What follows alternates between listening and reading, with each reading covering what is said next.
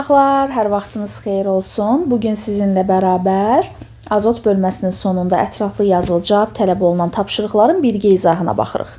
Birinci növbədə lazım olacaq ilk sualımızda lazım olacaq reaksiyanı kənardan yazıb artıq sizin üçün əmsallaşdırmışam. Sualın da sonunda görürsünüz ayirlər verilibdir. Yəni o ayirlərdən istifadə edərək emerləri də rahatlıqla siz özünüz hesablaya bilərsiniz. Mən artıq duzun və oksidin altında öz emerlərini qeyd etmişəm. Sual belədir. Ammonium dixromatın və yaxud da bixromat da deyə bilərsiniz. Termiki parçalanma reaksiyasının qrafikinə əsasən duzun neçə faizinin parçalandığını və alınan bəsit maddənin həcmini litrlə hesablayın. Bu qrafik ümumiyyətlə bərk maddənin kütləsinin zamandan asılı qrafikidir, düzdürmü? Bərk maddə bizə ilkin miqdarda 200 qram olaraq verilibdir və müəyyən bir zaman dilimində müəyyən qədər işlənibdir. Bərk maddənin kütləsi 175 qram qalıbdır. Bu o demək deyil, uşaqlar 25 qram aşağı düşübdür, deməli 25 qram duz parçalanıbdır. Xeyr. Əgər xatırlayırsınızsa, EMN bu formatda sualları oksigen bölməsində də kalium permanganatın parçalanması ilə bağlı sual tipləri var idi, orada da işləmişdik. 25 qram burada azalma hadisəsi baş veribdir. 25 qram azalma o demək deyil ki, 25 qram duz parçalanıbdır. Xeyr. Yəni mənim müəyyən bir miqdar duzun parçalanıbdır, əvəzinə xrom 2O3 əmələ gəlibdir.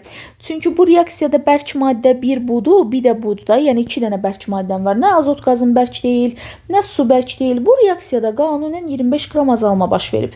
Nə qədərsə duzun parçalanıbdır, əvəzinə xrom 2O3 maddəm əmələ gəlibdir və yekun kütlə olubdur 175 qram. 25 qram azalma var burada. Bu maddələrin hər biri 1 mol sərf olunur. Yəni 1 vurulsun 252 qram duz parçalananda 1 vurulsun 152 qram bərk bir maddə əmələ gəlir. Bu ikisinin qanunən arasındakı fərq 100 qrama bərabərdir. Bu ikisinin arasındakı qanuni fərq 100 qrama bərabərdir. Məsələnin mənə verdiyi fərq isə 25 qrama bərabərdir. İndi mənə deyir ki, bu 200 qram ki sizə duz vermiş ya, bunun neçə faizinin parçalandığını hesabla. Mən də tənasüb qururam. Bu reaksiyada 252 qram duz parçalanır. 252 qram duz parçalananda kütlədə 100 qram azalma hadisəsi baş verir. Görəsən mənim nə qədər duzum parçalanmalıdır ki, kütlədə 25 qram azalma hadisəsi baş versin. X bərabər olacaq 63 qrama. Yəni, bu 200 qram götürülən duzun 63 qramı parçalanıbdır. Bizə də deyir faizlə hesabla. 200 qram duzumuz əgər 100 faizdirsə, 63 qram parçalanıbdır. Bu neçə faizə bərabərdir X? X bərabər olacaq 31,5 faizə. İlk ifadəmizin doğru cavabını artıq tapmış olduq. İkinci növbədə. Yəni, bu qrafikdə verilən rəqəmlərə nəzərən alınan bəsit maddənin həcmini litrlə hesablayın. Uşaqlar, alınan bəsit maddəmiz azot qazıdır. Burada qanunən 252 qram duz parçalananda 1 mol azot qazı əmələ gəlir. Yəni, kütlələrin fərqi 100 qram olanda burada 1 mol, yəni 22,4 litr azot qazı əmələ gəlir. Kütlələrin fərqi 25 qram olanda burada neçə litr azot qazı əmələ gələcək X? X bərabər olacaq 5,6 litrə. Bu da bizim olur ikinci ifadəmizin doğru cavabı. Uşaqlar, ikinci sual əslində maraqlı sualdır, qəşəng bir sualdır. Boşluq hissəmiz birinci sualın o şərt hissəsində olduğuna görə reaksiyanı aparıb oradan sizin üçün qeyd eləmişəm. Qapalı qabda eyni mol miqdarda götürülmüş azot və hidrogenin qarşılıqlı təsiri zamanı qabda təzyiq 20% azalmışdır. Hidrogenin reaksiyaya daxil olan həcm payını faizlə hesablayın. Reaksiyadan sonra azotun mol miqdarının, mol sayının, amonyakın mol sayının neçə dəfə çox olduğunu hesablayın. Bizim əlimizdə heç bir rəqəm yoxdur. Yəni, sadəcə bir dənə şərtdə burada qeyd olunur ki, eyni mol sayda azot və hidrogen götürülüb, düzdürmü? Mən bunu da A mol götürürəm, bunu da A mol götürürəm. Aydın məsələdir ki, bunlar elə reaksiyaya girəcək, amonyak yaranacaq. Yəni, ortada amonyak deyə bir şey yoxdur. Həmişə deyir ya, əmələ gələn maddənin ilkin miqdarı sıfıra bərabərdir. Bu, başlanğıc mol miqdarlardır, uşaqlar. Əslində, mənim xarakterimi bilirsiniz də, harada məchul oldu, ora həmən X-i yapışdırıram. Sadəcə olaraq burada sərfiyyatı X-lə yazacağım deyə, artıq ona görə də başlanğıc miqdarları AA deyə götürürəm. Siz istəyirsiniz B yazın, C yazın, fərqi yoxdur. Hər hansı bir məchullə qeyd edirik. Və buradan kənardan yazıram, nəyi qeyd edəcəm uşaqlar? Başlanğıc qaz qarışığım A üstəgəl A. 2A moldan ibarətdir. Bu mənim başlanğıc qaz qarışığımdır. Sərf olunan, yəni işlənən miqdarı da sizə belə bir söz demişəm ki, əlinizdə heç bir rəqəm yoxdursa, işlənəni ifadə etmək üçün əmsalın yanına bir dənə x yazın. Azot x mol işlənəcək, hidrogen 3x mol işlənəcək. Əvəzinə amonyak 2x mol əmələ gələcək. Yəni bu da bizim olur işlənən miqdarlarımız, düzdürmü? Misal çəkirəm, bax burada diqqətlə baxsaq 4x qədər qaz işlənir, əvəzinə 2x qədər qaz əmələ gəlir. Yəni bax buradan yazıram, mənim 2A mol başlanğıcda qazım var idi. Bundan 4x qədər işlənir, əvəzinə 2x qədər gəlir. Mənim yekun qaz qarışığım 2A minus 2x-dən ibarətdir. Bax buradan da yazıram.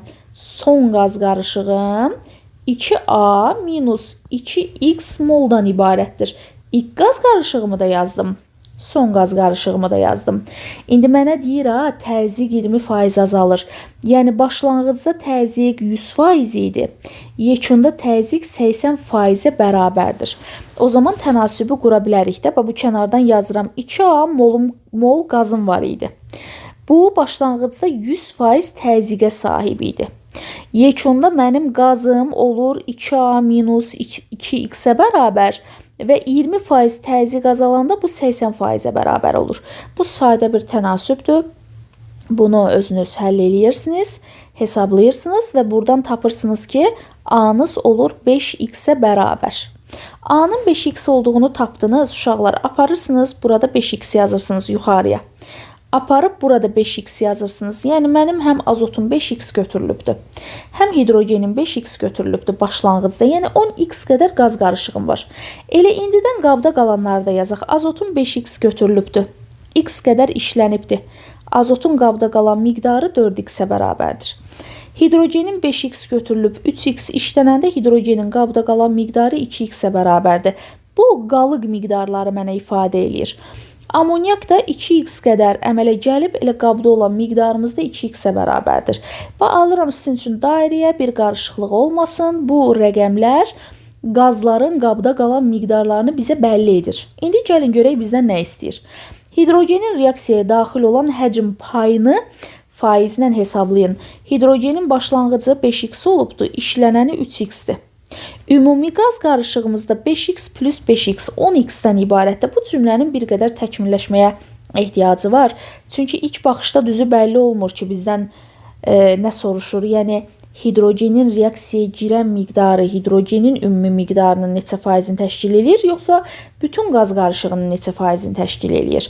Məsələn, bütün qaz qarışığını soruşursa, deyəcəm hidrogenin reaksiyaya girən mol miqdarı 3x-dir. Cəm qaz qarışığımız 10x-dir. 3x-i bölürəm 10x-ə vururam 100-ə. Doğru cavabımız olur 30%-ə bərabər. Amma məndən əgər soruşsa ki, hidrogenin işlənən miqdarı, yəni 3x hidrogenin özünün başlanğıcdakı miqdarının neçə faizini təşkil edir? Burada cavabımız olacaq 60%-ə bərabər. Düşünürəm ki, bu cümlə bir qədər təkmilləşməlidir. Çünki oxuyanda bəlli olmur da. Hidrogenin reaksiyaya daxil olan həcm payını hesablayın. Demir ki, yəni hidrogenin özünə nəzərən hesabla, yoxsa cəm qarışığa, ilkin qarışığa nəzərən hesabla. Yəni narahat olmayın, qəbulda bu tipli bir sual qarşınıza çıxsa, onu daha aydın formada verməyə məcburdular. Yəni doğru cavabımız burada cümlənin təkmilləşməsindən asılı olaraq 30% də ola bilər, 60% də ola bilər. Bu arada tutaq ki, bu kəsrin sürət və məxrəcini biz 22,4-ə vurmalıyıq, amma bir mənası qalmır da. O 22,4-dən onsuz da ixtisar gedəcək. Yəni sabah bir gün qəbulda açıq sual düşsə, orada 22,4-ü nəzərə almalısınız. Daha sonra uşaqlar burada nəyə diqqət edir? Bizə deyir reaksiyadan sonra azotun mol sayının. Reaksiyadan sonra azotun mol sayı 4x-ə bərabərdir. Amonyakın mol sayından, yəni 2x-dən neçə dəfə çox olduğunu hesabla. 4x-i böləcəksiniz 2x-ə. Doğru cavabınız 2 dəfəyə bərabər olacaq. Uşaqlar, üçüncü sualımız çox rahat bir sualdır. Bizə deyir NH3 molekulunda. Birinci mən sizə bunun açıq quruluşunu yazıram. Bir azot NH3 molekulunda 3 ədəd hidrogen ilə rabitə əmələ gətirir. Sizə ki, nə zaman sual verir, rabitənin əmələ gəlməsində iştirak edən elektronda deyə bilər, orbitalda deyə bilər. Yadınızda qalsın, rabitənin sayını 2-yə vurmaqla tapa bilərsiniz. Yəni NH3 molekulunda rabitə əmələ gətirən elektron və ya orbital sayı 6-ya bərabərdir. Çünki bir rabitəni 2 elektron və ya 2 orbital yaradır. Bu bizim ilk ifadəmizin doğru cavabı. İkinci növbədə bizə deyir, hibrid orbitallarının sayını tapın. Rabitələrin əmələ gəlməsində iştirak edən hibrid orbitallarının sayını tapın. Burada azot sp3 hibridləşmə vəziyyətindədir. Yəni bir ədəd azotun 4 dənə sp3 hibrid orbitalı var. Bu sizdən toplam hibrid orbitalının sayını istəmir. Rabitəni yaradan hibrid orbitalının sayını istəyir. 4 dənədən 3-ü rabitə əmələ gəlməsinə sərf olunub. Bir ədəd sp3 hibrid orbitalında isə bölünməyən elektron cütü yerləşir. Yəni doğru cavabımız olacaq 3-ə bərabər. Ümumiyyətlə də bizdən soruşsa ki, burada 3 dənə sigma rabitə var. Bu sigma rabitə azotla hidrogen arasında yaranır. Azotun sp3 hibrid orbitalları ilə hidrogenin qeyri-hibrid s orbitalları arasında bu rabitələr əmələ gəlir.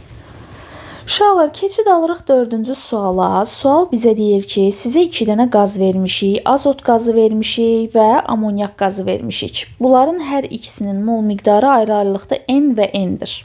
Yəni başlanğıcda mənim 2 n mol qaz qarışığım var. Qarışığı qatı sulfat turşusundan keçirəndən sonra reaksiyaya daxil olmayan qazların mol miqdarı 1,25 n-ə bərabərdir. Yəni 2n-dən ümumi qarışıqdan 1,25 n-i çıxıram. Cavab tapıram 0,75 n. Bu reaksiyaya daxil olan qazın miqdarıdır. Yəni mənim 2n qədər toplam qazım var. Deyir, bunu sulfat məhlulundan keçirdəndə, sulfat turşusu məhlulundan keçirəndən sonra reaksiyaya daxil olmayan qazların miqdarı 1,25 n-ə bərabərdir.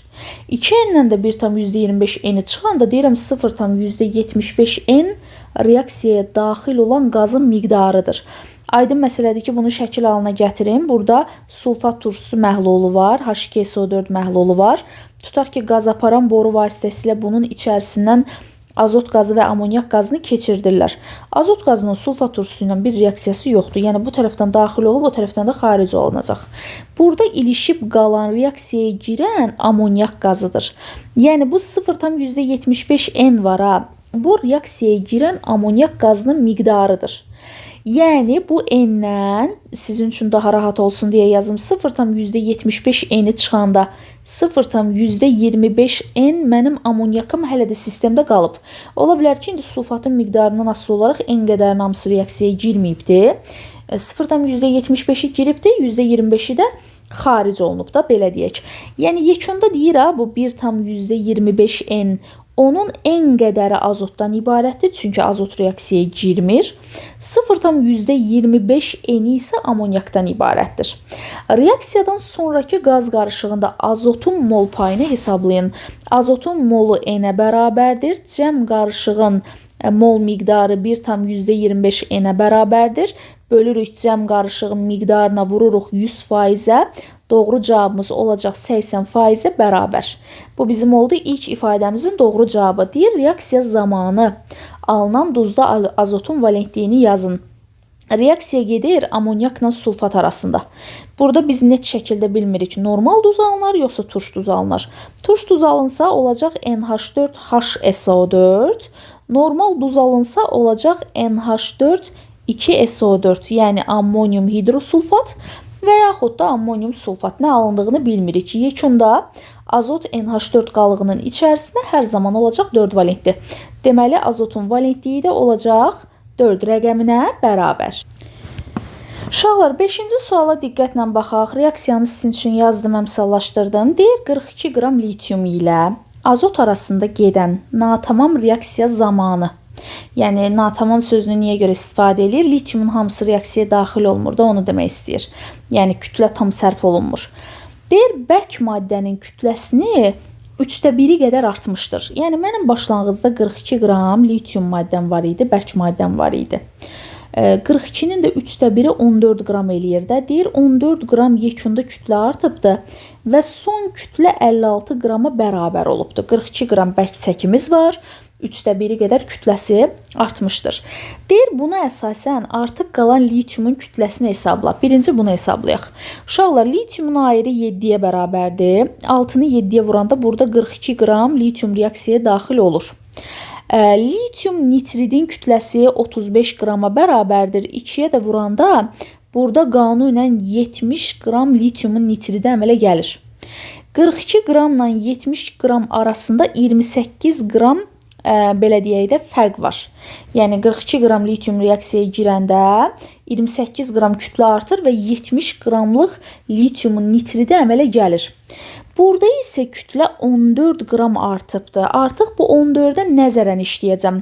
42 qram litium reaksiyaya girəndə 28 qram kütlə artımı hadisəsi baş verir.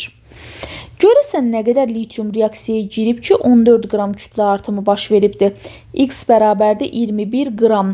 Bu litiumun reaksiyaya daxil olan kütləsidir, daxil. Başlanğıcda litiumun kütləsi nə qədər idi? 42 qram idi. Onun 21 qramı reaksiyaya daxil olubsa, deməli 21 qram litium artıq qalıbdır. Bu reaksiyaya daxil olmayıbdır. Bu bizim nəzərimizdə qalsın. Deyir, buna əsasən artıq qalan litiumun kütləsini tapdıq. Onun bərk qalığın tərkibində alınan maddənin kütləsinə olan nisbətini demirik, gedin 56-ya bölün. Bu 56-nın içində belə deyək də 21 qram litiumun artığı var. Ürəyiniz istəsə belə hesablayarsınız. 56 qram yekun çəkidir. Bu 56-nın içində 21 qram litiumun artığı varsa, yeni yaranan maddəm 35 qramdır. 35-i belə də tapa bilərsiniz, belə də eləyə bilərsiniz. 28 qram artıq deməyək də 28 qram kütlə artanda, buradan yazıram, 28 qram kütlə artanda 70 qram yeni maddəm yaranırsa, bu məsələdə 14 qram kütlə artıb. Bu zaman nə qədər yeni maddəm yaranır X?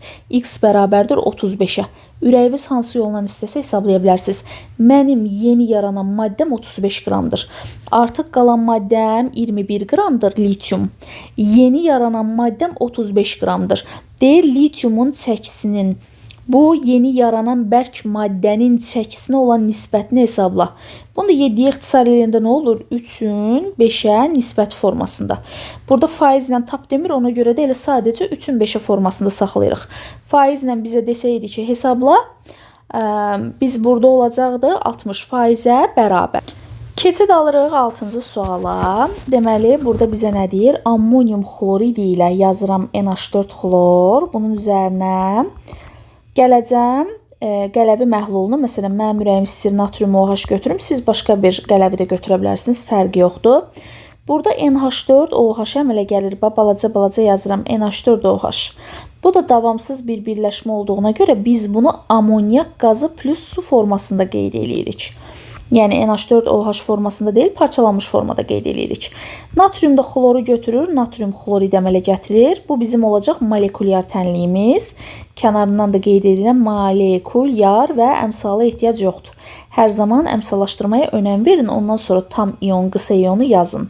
Tam ion tənliyində qaz, su, çöküntü xaric olunmaqda digərlərini dissosiasiya etmiş formada yazırıq.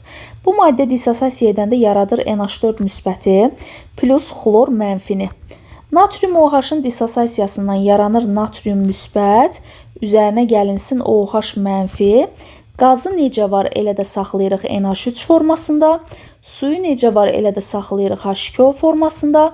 Natrium xloru yazacağıq natrium müsbət, üstə gələk xlor mənfi formasında. Bu olacaq, uşaqlar, tam ion tənliyi.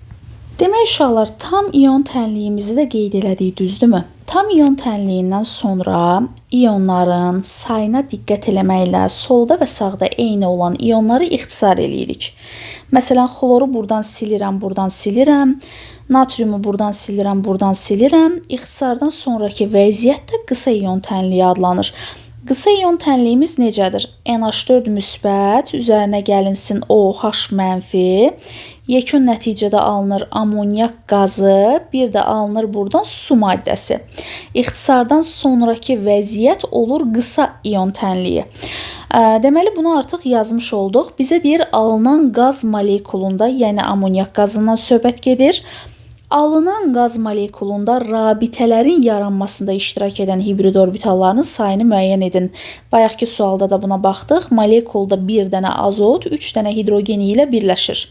Azot sp3 hibrid vəziyyətindədir. Yəni azotun 4 dənə hibrid orbitalı var. 4 dənədən 3 dənəsi rabitə əmələ gəlməsinə sərf olunur.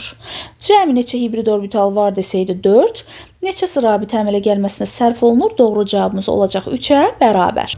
Demək, uşaqlar, keçid alaq 7-ci suala. Kalsium nitrid maddəmiz var. Özdə 0,1 moldur. Bunun üstünə artıqlaması ilə su gəlirlər. Buradan müəyyən qədər amonyak qazı ayrılır. Sual belədir. Reaksiyanın tənliyini yazın, əmsallaşdırın. Yazıb əmsallaşdırmışam sizin üçün. Reaksiyadan alınan amonyakın icazə verilən normadan neçə dəfə çox olduğunu hesablayın. Amonyakın icazə verilən norması 0,2 milliqram bölünsün kubmetrə bərabərdir. Reaksiya həcmi 50 kubmetr olan laboratoriyada aparılır. Birinci növbədə gəlin amonyakın alınan miqdarını milliqramla hesablayaq. Burada açıq aydın görürəm ki, 1 moldan 2 mol amonyak alınır. 0-dan %1 moldan nə qədər amonyak alınacaq x? X bərabər olacaq 0,2 mola bərabər. Amonyakın emeri 17-yə bərabərdir. Bu 0,12-ni, daha doğrusu 0,2-ni 17-yə vuranda 0,34 qram amonyak qazı alınır.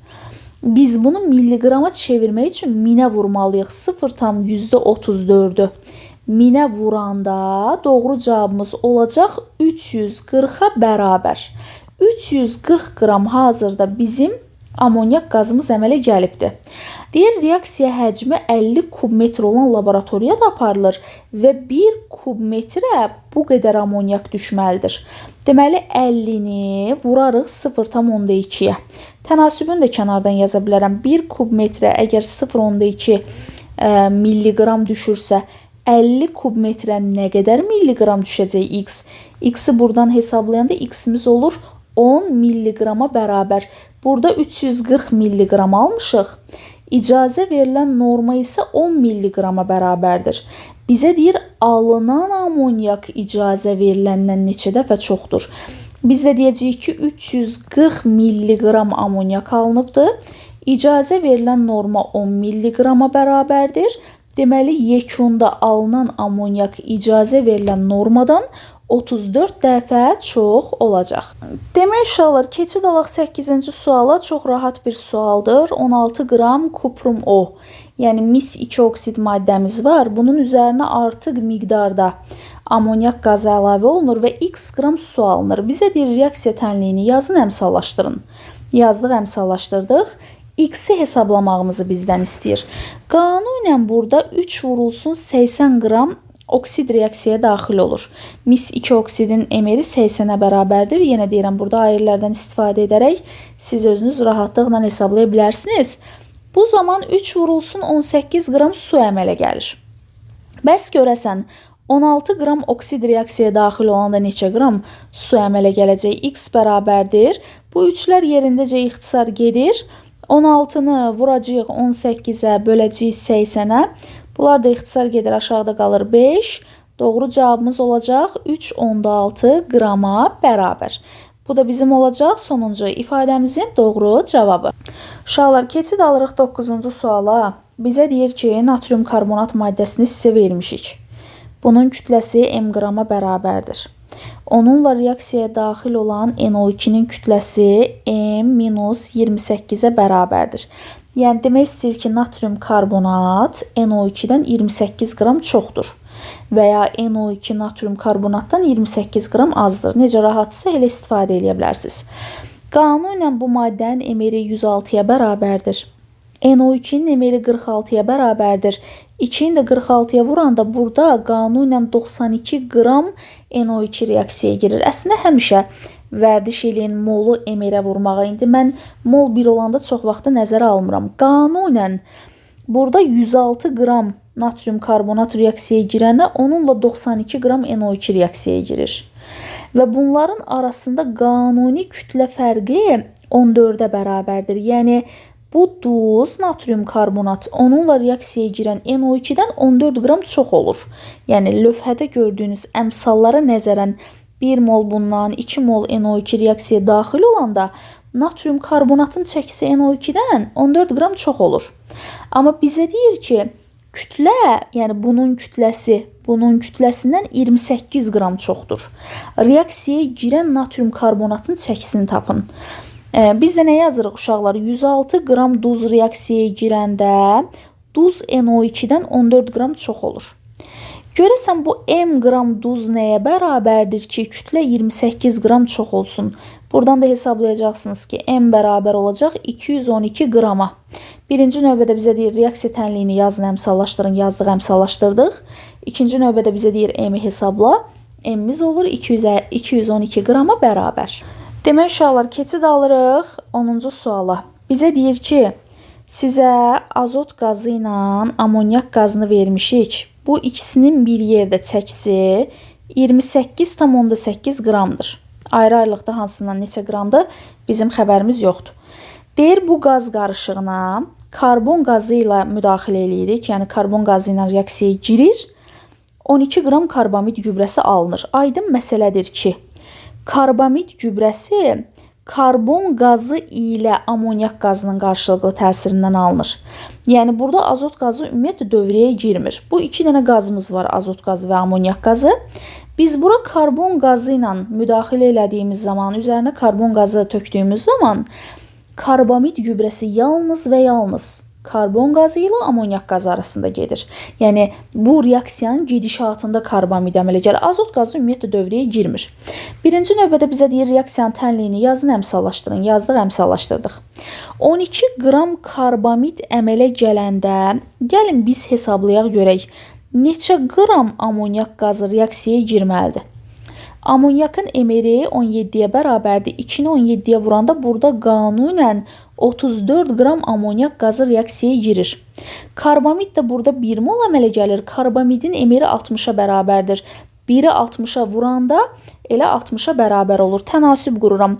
34 qram amonyak reaksiyaya girəndə 60 qram gübrə alınır. Görəsən neçə qram amonyak reaksiyaya girməlidir ki, 12 qram gübrə alınsın. Yəni ilk növbədə biz bunu hesablayacağıq. Buradan x-imiz olacaq 6,8 qrama bərabər. Və cümlənin ardına fikir verin. Deyir, amonyak tam reaksiyaya daxil olmuşsa, yəni bu 28,8 qramlıq qarışığın 6,8-i amonyakdan ibarət olubdur. Vəssalam, da mənim qabımda amonyak qalmayıbdır. 28,8-dən də 6,8-i çıxanda, deməli elə əzəldən qabımızda 22 qram azot qazı var. Bizə deyir, amonyak tam reaksiyaya daxil olmuşsa, ilkin qarışıqda azotun kütləsini qramla hesablayın. Doğru cavabımız olacaq 22 qrama bərabər. Uşaqlar, sualların sonuna gəldik. Digər sualların artıq video izahı var. Onları da sizə göndərəcəm. Çox ümid edirəm ki, sizlərə hər bir şey aydın oldu. Sağ olun, görüşərik.